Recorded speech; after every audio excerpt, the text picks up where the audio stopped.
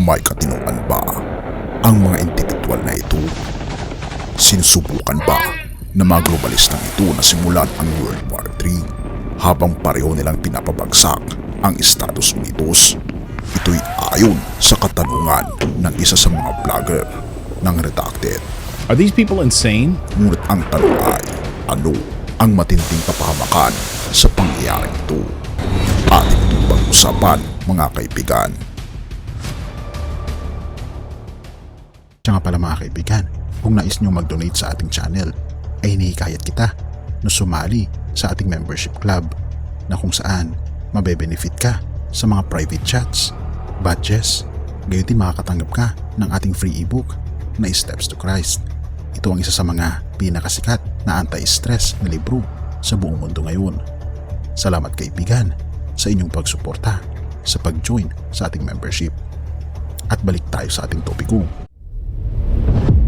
Si Putin at China ay nakatutok sa pagpapabagsak sa Estados Unidos. Sa loob ng nakaraang ilang araw, mas lalong lumilitaw na ang Estados Unidos at ang NATO ay nagiging desperado sa pagpapanatili ng kanilang pandaigdigang kapangyarihan. At dahil dito ay tila baga nabigyan ng isang malakas na suntok mula kay Putin at China sa pagpapabagsak sa Estados Unidos. Talakayin natin ang mga mahalagang pangyayari na ito sa lalong madaling panahon. Ngunit bago natin gawin iyon, balikan muna natin ang Abril ng nakaraang taon kung saan may naganap na mahalagang pangyayari sa Poland na hindi napapansin ng Amerikanong telebisyon. Sa isang televised address na mangha ang presidente ng Poland sa mga kaalyadong kanluranin. Nang sabihin niya kung mawawala ang Ukraine, ito ay magiging katapusan ng ginto ng kanluran. Sa madaling salita, hindi ito tungkol sa Ukraine. Ito ay isang metaphor para sa pagtatapos ng dominasyon ng dolyar ng Estados Unidos at ng hegemonya ng kanluran na nagbubukas ng bagong kaayusan sa mundo na pinamumunuan ng mga bansang BRICS. Ang desperasyon na ito ay ramdam. Ngayong linggo, sumali ang Sweden sa NATO na nagtapos sa 210 na taon ng kanilang neutralidad. Opisyal nang sumali ang Sweden at ang kanilang ministro sa NATO. Ano kaya ang iniisip nila? Malamang napilit ng kanluran ang Sweden na kunin ang ganitong posisyon. Sa madaling salita, inilagay ng Sweden ang kanilang sarili sa mismong harap ng Russia na tiyak na magdudulot ng isang direktang manitang giyera sa Russia. Ayon kay Tucker, ito ang kanilang talagang gusto. Sa huli, ano na lang ang magagawa nila? Sisilayan nila ang giyera sa Russia. Magkakaroon ng mainitang giyera sa pagitan ng Estados Unidos at Russia sa susunod na taon. Gusto kaya nila ito? Oo, kaibigan. Gusto nila itong mangyari.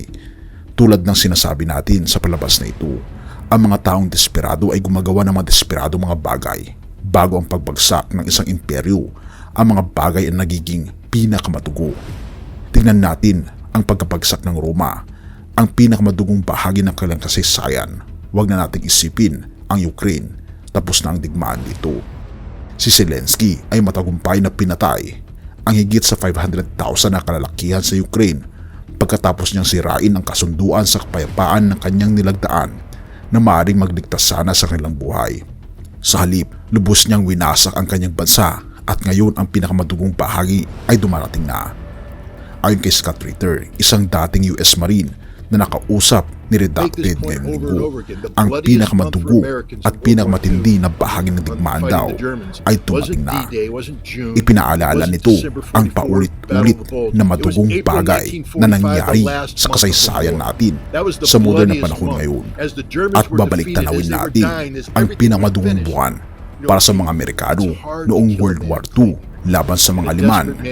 Ito ay Abril 1945, ang huling buwan ng digmaan.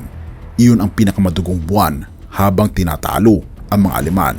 Habang nagditiwang ang lahat, mahirap patayin ang isang tao, at ang isang taong desperado ay lalaban ng desperado. Hindi sila magpapatalo hanggat hindi sila nagbibigay ng laban.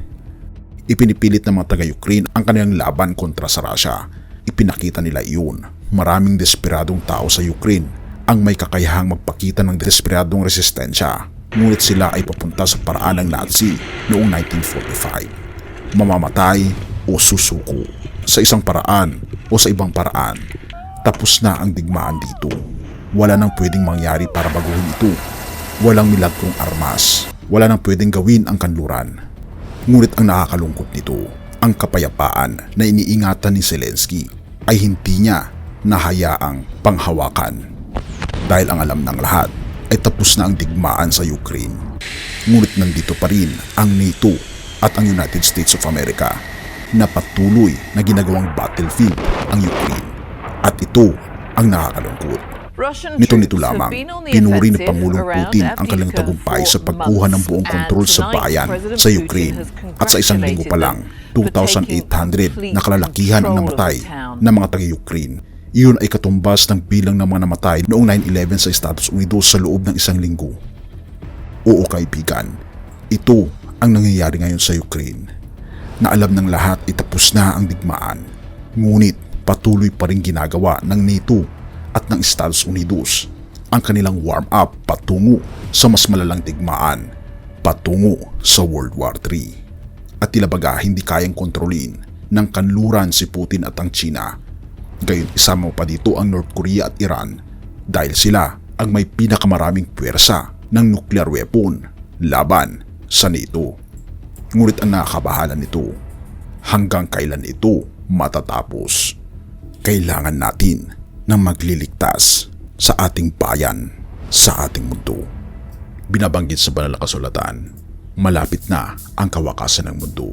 Nagsisimula na ang mga giyera at balibalita ng giyera, mga tagutom sa lahat ng dako, mga paghihirap, mga sakit. Ngunit ito ang huling babala ng Diyos bago ang katapusan ng mundo. Mateo 24 verse 14, ipangangaral sa buong mundo ang magandang balita tungkol sa paghahari ng Diyos upang malaman ito ng lahat ng tao at saka darating ang katapusan. Kaibigan, darating ang katapusan. Gusto man natin ito o hindi, may hantungan ang lahat. Kaya nga naman nais ng ating Panginoong Diyos na sa pagdating natin sa hantungang ito, sa dulo ng panahong ito, ay tayo ay ligtas. Kaibigan, gusto mo bang maging ligtas? Magpasakop ka na ngayon sa ating Panginoong Diyos. Tayo manalangin. Ama naming banal, makapangyarihan naming Diyos, wala na po kaming oras na tinitira. Hinihiling po namin, Panginoon, na tulungan kami. Nabautismohan kami, Panginoon, ng iyong pong banal na Espiritu. Sapagkat amin pong itinatalaga ang aming puso ngayon, natanggapin niyo po ito at tinatanggap po namin ang aming Panginoon Kristo na siyang aming tunay na tagapagligtas, na siya pong magbibigay sa amin ng tunay na kagalakan, magbibigay sa amin ng buhay pagkatapos ng buhay sa lupang ito. Tulungan kami, Panginoon, na makilala namin ang pag-ibig ng aming Panginoon Kristo, na ito po ang nag-aaninaw ng inyong pong tunay na pag-ibig sa inyong pong mga anak. Gabayan kami, Panginoon, sapagkat kami po'y pagod na. Tulungan ang inyong bayan mula ngayon. Patawarin po kami sa lahat ng aming pagkukulang at pagkakasala at tulungan po ninyo ang inyong mga anak. Salamat, Panginoon, sa pagdinig ng aming mga panalangin, sapagkat aming samot hiling sa matamis na pangalan ng aming Panginoon Jesus. Amen.